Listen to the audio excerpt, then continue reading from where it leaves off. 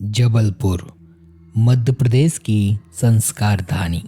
जितना ये शहर अपनी प्राकृतिक सौंदर्यता के लिए जाना जाता है, उतना ही यह शहर किस्से और कहानियों के लिए भी जाना जाता है। कहते हैं कि जबलपुर की छोटी छोटी गलियों में हजारों किस्से समाये हुए हैं। आज का किस्सा हमें साझा किया है अभिमन्यु ने। अभिमन्यु 12th पास करके जबलपुर इंजीनियरिंग करने आया था।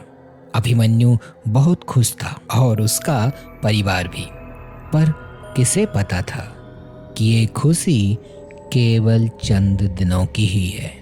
अभिमन्यु जहाँ रहता था वहाँ शहर का नया नया डेवलपमेंट हो रहा था, इसलिए अभिमन्यु के आसपास या तो खेत थे या फिर अंडर कंस्ट्रक्शन मकान। अभिमन्यु उस रात अपने कमरे में एकदम अकेला था। रात के तकरीबन 12:30 बज रहे थे। अभिमन्यु अपने बिस्तर पर लेटा ही था कि उसके कानों में एक आवाज सुनाई दी। अभिमन्यु ने देखा तो ये आवाज अभिमन्यु के कमरे के बाहर से आ रही थी। अभिमन्यु ने अपने कमरे की खिड़की खोली तो उसने देखा कि उसके सामने वाले खेत में एक लड़की अकेली खड़ी थी और वो लड़की जोर जोर से रो रही थी और अपने हाथों से इशारा करते हुए अभिमन्यु को अपने पास बुला रही थी। अंधेरा होने के कारण अभिमन्यु को उस लड़की का चेहरा ठीक तरीके से नजर नहीं आ रहा था। फिर भी अभिमन्यु उसकी मदद करने के लिए अपना दरवाजा खोलकर धीरे धीरे उस लड़की की तरफ बढ़ने लगा। अभिमन्यु अपने कमरे से कुछ ही कदम चला था कि एक आवाज आई। अभिमन्यु। ये आवाज इतनी भारी थी कि ये आवाज सुनकर अभिमन्यु को अब डर लगने लगा था। उसके पैर जमीन में कुछ इस तरह जम गए थे कि वो चाहते हुए भी वहां से भाग नहीं पा रहा था। अब वो लड़की धीरे धीरे अभिमन्यु के पास आने लगी। जैसे जैसे वो लड़की अभिमन्यु के पास आती जा रही थी, अभिमन्यु को उसका चेहरा दिखाई देने लगा था। उसके लंबे लंबे बालों के कारण उसका आधा चेहरा ढका हुआ था। उस लड़की की उम्र तकरीबन 18-19 साल ही होगी। तभी घबराते हुए अभिमन्यु ने उस लड़की से कहा, कौन हो तुम? क्या चाहिए तुम्हें? इसके जवाब में एक आवाज फिर आई, पहचाना नहीं पापा। अब वो लड़की अभिमन्यु के एकदम सामने खड़ी थी। उस लड़की ने अपने एक हाथ से अभिमन्यु का गला पकड़ लिया और धीरे धीरे अभिमन्यु को ऊपर की ओर उठाने लगी। अभिमन्यु का गला रुंध रहा था और वो ठीक से सांस भी नहीं ले पा रहा था। अभिमन्यु के दोनों पैर जमीन से 2 फुट ऊपर थे और वो मछली की तरह फड़फड़ा रहा था। छोड़ दो, छोड़ दो मुझे। ये आवाज सुनकर अभिमन्यु की नींद टूट गई। दरअसल अभिमन्यु एक बुरा सपना देख रहा था। अभिमन्यु एकदम बुरी तरीके से डर कर अपने बिस्तर पर ही बैठा था। उसके माथे पर पसीने की बूंदें उसका डर बयां कर रही थी। अभिमन्यु अपने बिस्तर से उठा और पानी पीकर एक बार फिर गहरी नींद में सो गया। दोस्तों, अक्सर हम रात में जो सपने देखते हैं वो हमें सुबह तक ठीक तरीके से याद भी नहीं रहते, पर अभिमन्यु ने जो सपना देखा था वो उसे आज भी अक्षर सा याद है। सुबह उठकर अभिमन्यु रोज की तरह कॉलेज चला गया। उसे लगा कि उसने जो रात में सपना देखा था, अब वो सपना उसे दोबारा कभी नहीं आएगा। पर उसे कहाँ पता था कि ये तो सिर्फ एक शुरुआत थी। अब इसी तरीके के सपने अभिमन्यु को बार बार आने लगे थे और वो काफी परेशान रहने लगा था। फिर एक रोज अभिमन्यु ने सपने वाली बात अपने बड़े भाई को बता दी जब उनका फोन आया। और कैसा है अभी? ठीक हूं भैया, पर तेरी आवाज तो कुछ और ही बयां कर रही है। सच सच बता, क्या बात है? भैया, मुझे हर 2-4 दिन में सपने आते हैं, डरावने सपने, और हर सपने में मुझे एक ही लड़की दिखाई देती है जो मेरी जान लेने की कोशिश करती है।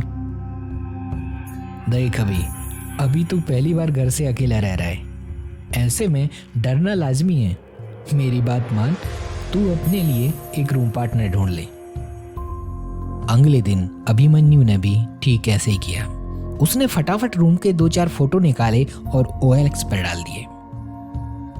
कुछ ही घंटों के अंदर अभिमन्यु को एक रूम पार्टनर भी मिल गया। अभिमन्यु अब बहुत खुश था क्योंकि उसे रूम पार्टनर के साथ साथ एक अच्छा दोस्त भी मिल गया था। पर वो दोस्ती भी ज्यादा दिन टिकी नहीं, जब एक रात उस दोस्त की नींद एक चीख से टूटी। छोड़ दो मुझे, मैंने कुछ नहीं किया। मैंने क्या बिगाड़ा है तुम्हें? छोड़ दो मुझे। उसके दोस्त ने देखा तो अभिमन्यु अपने बिस्तर पर फड़फड़ा रहा था। उस दोस्त ने अभिमन्यु को हिला डुला के अभिमन्यु की नींद तोड़ दी और इसी के साथ अभिमन्यु का सपना भी टूट गया। लेकिन अब तक अभिमन्यु के दोस्त को समझ आ गया था कि वो इस रूम में अगर और भी रहा तो इसका सीधा असर उसकी पढ़ाई पर होगा। लिहाजा उसने दूसरे ही दिन रूम छोड़ दिया। दूसरी ओर अभिमन्यु को सपने आना बंद नहीं हो रहे थे।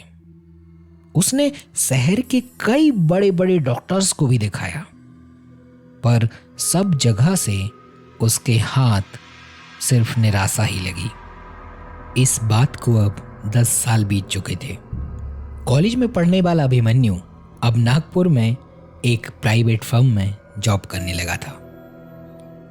कहते हैं कि समय हर घाव भर देता है और समय के साथ साथ इंसान भी मजबूत हो जाता है।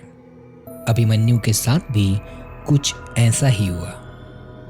समय के साथ साथ उसका डर कम हो गया था, या यूं कहो कि अब उसे आदत सी हो गई थी। फिर एक दिन अभिमन्यु ने अपनी पत्नी रिया के साथ राजस्थान घूमने का प्लान बनाया। 2 दिन उदयपुर में बिताने के बाद उन लोगों का माउंट आबू जाना हुआ। माउंट आबू में हिल्स पर जाते समय अभिमन्यु की नजर रास्ते की दूसरी तरफ खड़ी एक लड़की पर पड़ी। उस लड़की को देखकर अभिमन्यु के पैरों के तले से जमीन खिसक गई थी।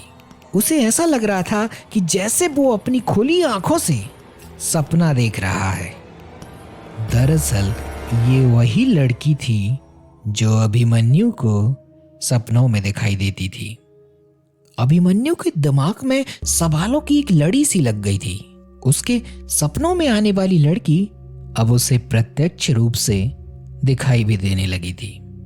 अभिमन्यु अपने हर सवाल का जवाब चाहता था, इसलिए उस लड़की को देखते ही अभिमन्यु तेजी से उस लड़की की तरफ बढ़ा।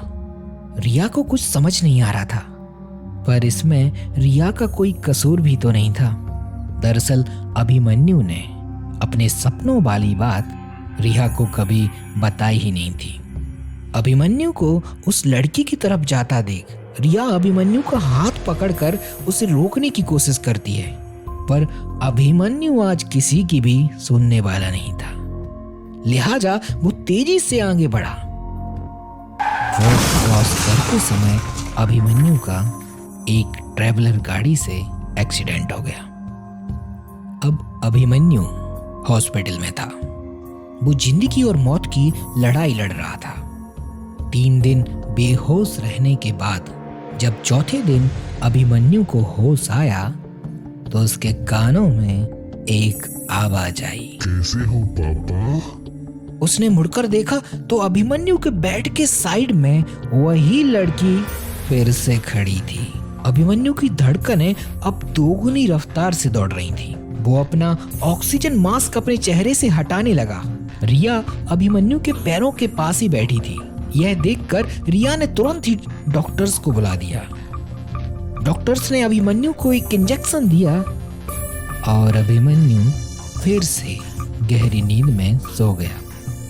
अब तक रिया को समझ आ गया था कि ये जरूर भूत प्रेत का ही चक्कर है। लिहाजा उसने अपने पापा को सारी बातें बता दी।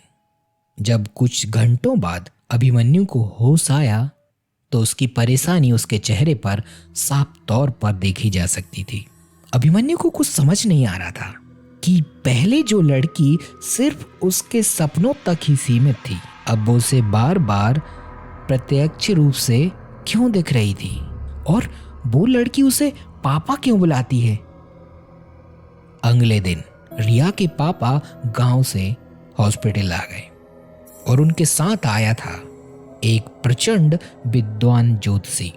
जैसे ही उस ज्योतिषी ने अभिमन्यु का हाथ पकड़ा, उसे तुरंत समझ आ गया कि ये किसी प्रेतात्मा का ही साया है।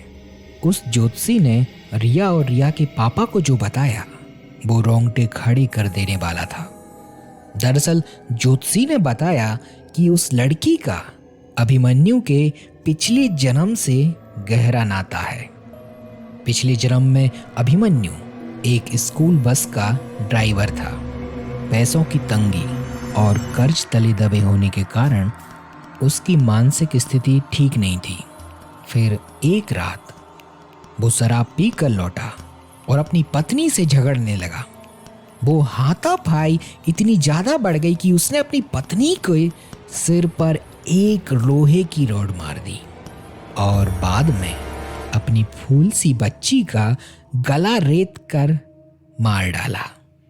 इस हादसे में उस स्कूल ड्राइवर की पत्नी और बेटी दोनों की ही मौके पर ही मौत हो गई। अभिमन्यु को जो लड़की उसके सपनों में दिखाई देती है वो कोई और नहीं बल्कि अभिमन्यु की पुनर्जन्म की ही संतान है। और अभिमन्यु ने पुनर्जन्म में जितने भी पाप किए हैं वो अभिमन्यु इस जन्म में भोग रहा है। उस जोशी ने आगे बताया कि इस आफत से बचने का सिर्फ एक ही उपाय है और वो है आत्मा की शुद्धि। अभिमन्यु को अपने पुनर्जन्म के पापों का प्रायश्चित करना पड़ेगा। हॉस्पिटल से छूटने के बाद अभिमन्यु उस जोशी के बताए अनुसार अपने पापों का प्रायश्चित करने लगा। वो अपनी कमाई का 30% धर्म के कामों में और गरीबों की मदद करने में लगा दिया करता और कुछ दिन बाद ही गरीबों की दुआएं असर करने लगी। धीरे धीरे अभिमन्यु को वो लड़की दिखना बंद हो गई और अब उसे सपने भी नहीं आते थे।